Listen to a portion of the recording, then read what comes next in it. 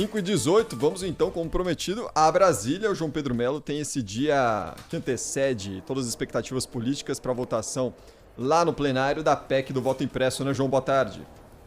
Oi, Cris, boa tarde a você, boa tarde a todos.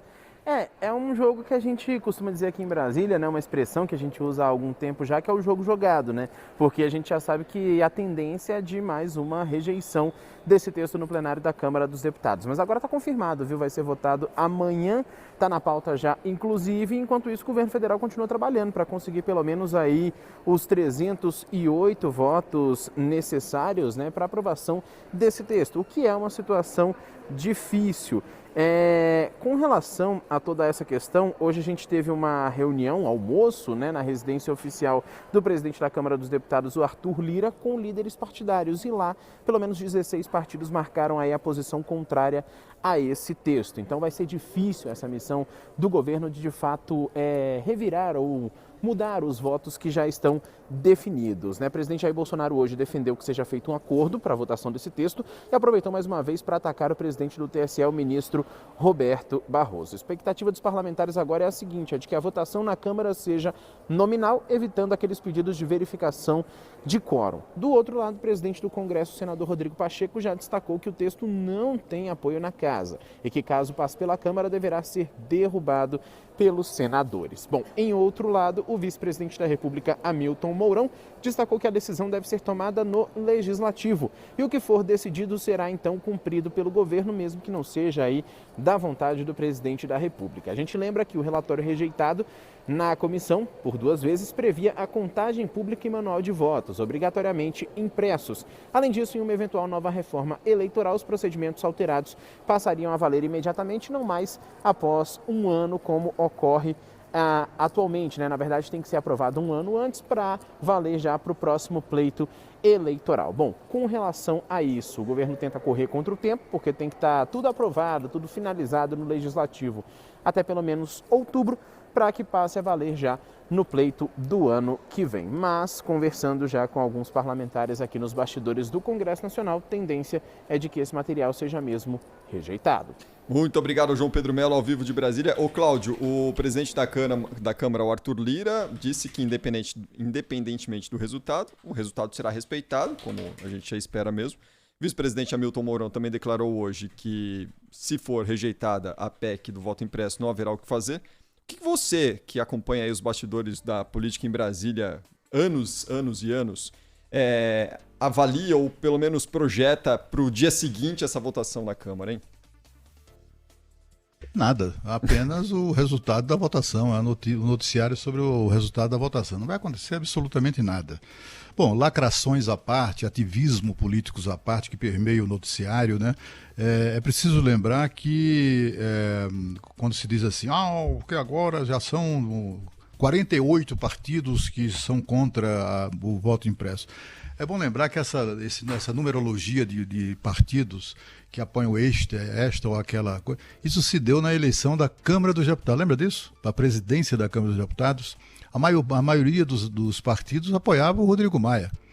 E o candidato do Rodrigo Maia, que era o deputado Baleia Rossi. O que a gente assistiu foi uma derrota humilhante do candidato do MDB à presidência da Câmara dos Deputados. Eu acho que a tendência, de fato, é essa PEC da impressão do voto ser derrotada, mas eu prefiro, assim, em vez de lacração, eu prefiro que a gente analise as possibilidades, né, do que é que vai acontecer durante essa votação. É bem possível, sim, que como eu disse, que essa PEC venha a ser derrotada, mas não é impossível que ela reverta essa questão, né? A PEC, essa situação seja revertida. Porque se você observar o que aconteceu na semana passada, por exemplo, você vai ver que o governo deu uma demonstração de força impressionante, né? Aprovando a privatização dos Correios na Câmara dos Deputados, no mesmo plenário, com 286 votos a favor. São 308 os votos necessários para aprovar uma emenda constitucional. Não é uma coisa tão distante assim, 286 para 308, né? Não é assim tão impossível. Então é preciso ter uma certa prudência em relação a isso, até porque a gente vê que do lado do governo, das forças governistas, tem ali meia dúzia de uns 3 ou 4 profissionais da política que é preciso respeitar esses caras. Arthur Lira, Ciro Nogueira, esses caras todos sabem como fazer isso, como reverter votações.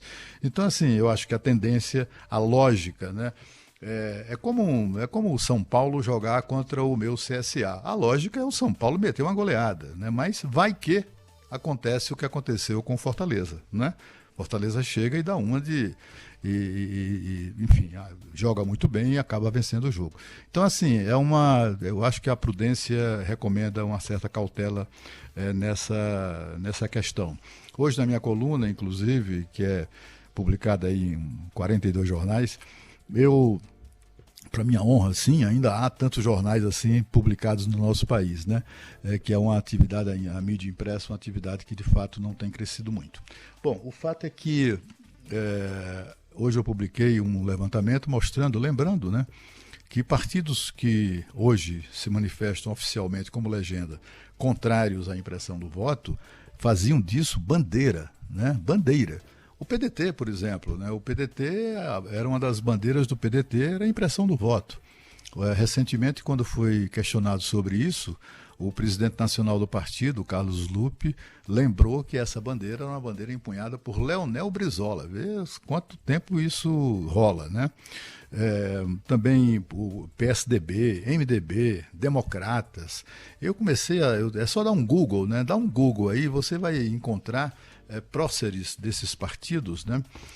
O deputado Carlos Sampaio, do PSDB, encontrei declarações dele bastante veementes na defesa do voto, da impressão do voto, etc. E essas pessoas mudaram de ideia, né? Podem ter mudado de ideia de lá para cá, mas o fato é que elas já apoiaram e já aprovaram o voto impresso, que até hoje uma das PECs aprovadas pela Câmara está lá dormitando na gaveta do presidente da Câmara. Em 2015, quando a PEC foi aprovada, ministros do Supremo participaram, inclusive, do ato que foi feito para mostrar a nova urna eletrônica brasileira. Quem quiser ver essa foto, está lá no site Diário do Poder. Tem lá a foto da urna eletrônica com a acrescida do sistema de impressão de voto. Tem lá uma caixinha com um visor, etc. Tudo prontinho. E há declarações, impressionante, é uma evolução, etc. Ministros como Barroso, como Gilmar Mendes, que naquela ocasião se manifestaram muito favoravelmente ao voto impresso, mas depois também mudaram de ideia. Isso faz parte do jogo democrático. Mas, enfim, eu recomendo uma certa cautela. Vamos esperar para ver o que é que vai acontecer até o momento da votação dessa PEC na Câmara dos Deputados.